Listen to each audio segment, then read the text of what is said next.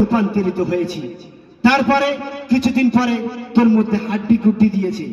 তারপরে কিছুদিন পরে আল্লাহ তাআলা তোর মায়ের গর্ভে তোকে খাওয়ার অনুমতি দিয়েছে। তুই যখন দুনিয়াতে এসেছি তখন তুই কোনো কথা বলতে পারছি না, তুই তখন কেঁদেই এসেছিলি। আবার তুই যখন একটু বড় হলি, গুটগুট করে বড় হতে লাগলি, সন্তানকে তুমি মসজিদের মুখ দেখালে না। কি হবে তোমার? তুমি দায়ুস কিনা তুমি ভেবে একবার দেখবে। তখন সেই পীর সাহেবকে বলছে, পীর সাহেব বর্ণনা করছে, এক একটা ছেলেটা মাথা নিচু করে চুপ করে শুনছে, আর পীর সাহেব বর্ণনা দিয়ে যাচ্ছে যে তোমার মধ্যে আমি কি বলেছি কিছু ভুল। তখন সেই ছেলেটি এসে সেই পীর সাহেবটির পা দুখানা জড়িয়ে ধরেছে যে আপনি আমাকে মাফ করে দেন। সেই জন্যে তোমার সন্তান আমার ভাই, যদি আমার ভাই জাহান্নামে যাবে আমি তো এটা চাই না।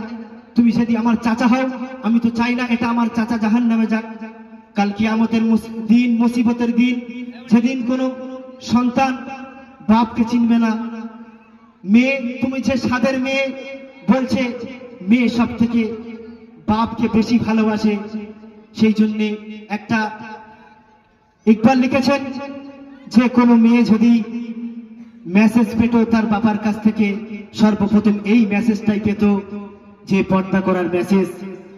আজ আমার বোনেদের দেখলে তাদের দিকে চাইতেও লজ্জা লাগে। আমাদের কি ট্যাগেল করে দিয়েছি যে আমাদের নবীর সুন্নাহ অনুযায়ী আমাদের ট্যাগেলটা করতে পারলাম না। সেই জন্যে নবীজি একটা সাহাবীকে বলছেন, সাহাবী তুমি কি এই কঠিন মধ্যে আছো? বলছে না,